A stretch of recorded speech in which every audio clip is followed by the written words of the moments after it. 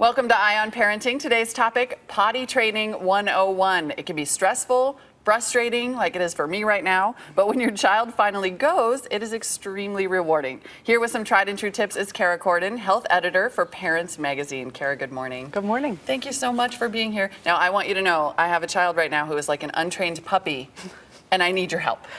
I'm here. So, Matt, now one thing though, when it comes to potty training, there's a ton of discussion about when is the best time to start. Can you clear that up for us? Yeah, in fact, earlier this year, a study came out that really pinpointed the ideal window, and it's 27 to 32 months. Okay. Before 27 months, they really aren't developmentally ready. After 32, you know they're a little more likely to resist. Right, a little stubborn. So, kind of 2.5. Yeah. To early 3. Right. Okay, that makes sense. Not now, quite 3. So if you start too early, can you start too early or too late? What happens? Yeah, if you start too early, you probably won't have a lot of success, and then you've kind of set up a frustrating situation. Mm-hmm.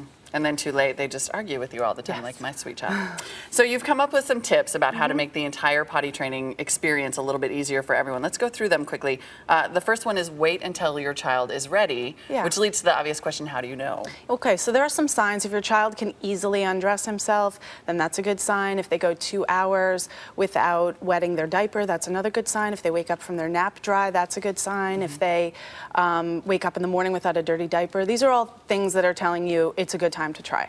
Now, how about this one? You say don't reward your child with food. Yes. Why not? I'm not saying it doesn't work. Okay. But experts really tell us that it's just sending the wrong message. You know, to give something like, say, M&Ms for going on the potty. It's, you know, going to the bathroom is a natural function, and it's not like you would give them candy for breathing or walking, but a reward system is good, so you can involve them in it, like, you know, stickers on a chart for staying dry, or pennies in the bank in the morning, just something that involves them, and it's a reward, but it's not food or sweets. Okay, that makes sense. You also say that you should choose your words carefully and avoid yelling, and why is this so important? Well, choosing your words carefully, so you wouldn't want to really say, would you like to go in the bathroom and try and go? Because they'll say, no. So you just say, I have that. Yes, see? So instead you say, come on, we're going to go in and give it a try. And if they say, I don't have to go, and you say, that's okay if you don't have to go. We're just going to practice. Okay. And of course, yeah, no yelling, because it's just going to make the process harder for everybody. And then what about accidents? How do you handle them? Because you want to give the impression that you don't want accidents to happen, but you don't want to be angry. Yeah, so it's just about staying calm. So even if you're walking out the door, you're in a rush, they're in some beautiful outfit you just put them in, and the accident happens, you just have to stay calm. It's okay, let's go. We're going to get you cleaned up. It's all right, this happens. Next, you say you should teach boys and girls differently. How differently are we talking about here? We're talking, now you can tell me if you've done this, but with boys, you don't really want to teach them starting standing up. You want to seat them, and in fact, seat them backwards on the seat so that they can aim a little better. With girls, you can teach them to sort of keep their legs together to avoid splashing. And, you know, with girls also, if they have a dress or a skirt or something, you can teach them to kind of tuck it in the back of their neck, the hemline, so that, you know, there isn't any dragging in the toilet. Right. Little tips like that makes it easier. And then finally you say always stay positive. Yeah, it's hard, Is this right? even possible? Right. How important is this?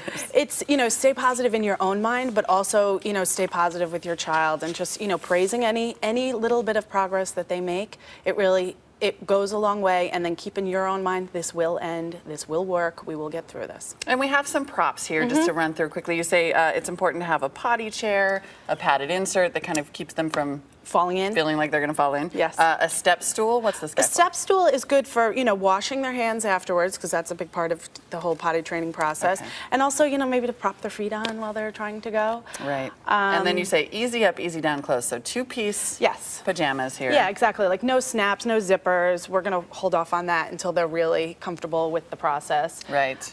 You know, cute little underwear with characters that makes the whole thing a little more exciting for them, a little more of a treat, a little more of an incentive. They get to wear their big girl or big boy underwear. And the ones I'm loving and I'm going to go buy right now are flushable wipes. Yes. That's genius. Yes. All right, Kara Corden, thank you so much for being here. For Eye on Parenting, I'm Molly Wood, and now for this week's product demo. Welcome to the CBSNews.com Eye on Parenting demo. One major point of disagreements between parents and kids: homework. Like it or not, homework is a fact of life for school kids these days. And with younger and younger children having more and more work piled on, it's becoming a big factor for parents too. But there's now something that can help. Parents and students can store information, create and deliver notes, projects, and presentations, and share it all seamlessly using Microsoft Office OneNote 2010. OneNote 2010 will match your child's learning style by using blank or ruled pages.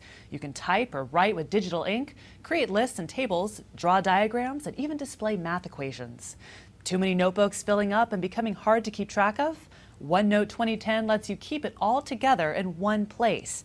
You can gather and organize text, pictures, digital handwriting, audio and video recordings, all in one digital notebook on your computer. And there's no need to worry about your student carrying a big, heavy computer everywhere, because you can access all your notes from just about anywhere. The Microsoft OneNote web app lets you store all of your notes online and edit your work through a web browser. And if you have a Windows phone, you can use the OneNote mobile app to stay up to date when you're on the go. We like to call it the homework savior. You may call it the sanity saver. For CBS News, I'm Kara Suboy for CNET.com in San Francisco.